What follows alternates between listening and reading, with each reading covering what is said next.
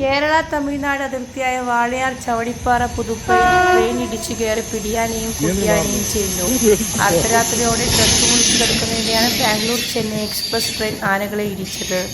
അപകടത്തിൽ ആനകളുടെ ജഡം എഞ്ചിനിൽ കുടുങ്ങിയതിനെ തുടർന്ന് ഈ പാതയിൽ 1 മണിക്കൂറിലധികം ഗതാഗതം തടസ്സപ്പെട്ടു.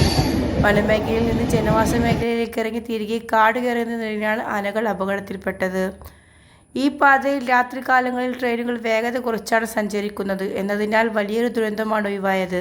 ഫെബ്രുവരി മാസത്തിലും വാളയാർ മഹാൻ പാർക്കിന് സമീപം സമാനമായ രീതിയിൽ ട്രെയിൻ തട്ടി ആന ചെരിഞ്ഞിരുന്നു. ഈ വർഷം ട്രെയിൻ ഇടിച്ചു ആനകൾ ചെരിയുന്ന രണ്ടാമത്തെ സംഭവമാണിത്. പാളത്തിൽ നിന്നും മാറ്റിയ ജഡങ്ങൾ പോസ്റ്റ്മോർട്ടത്തിനായി തൃശൂരിൽ നിന്നും വെറ്റിനറി സർജൻ ഉൾപ്പെടെയുള്ള സംഘം സ്ഥലത്തെത്തിയിട്ടുണ്ട്. വാളയാർ റേഞ്ച് ഓഫീസറും തമിഴ്നാട്ടിൽ നിന്നുള്ള വനപാലകരും സ്ഥലത്തെത്തിയിട്ടുണ്ട്. തമിഴ്നാട് അതിർത്തിയോട് ചേർന്നുള്ള പ്രദേശത്താണ് ഈ അപകടം നടന്നിട്ടുള്ളത്.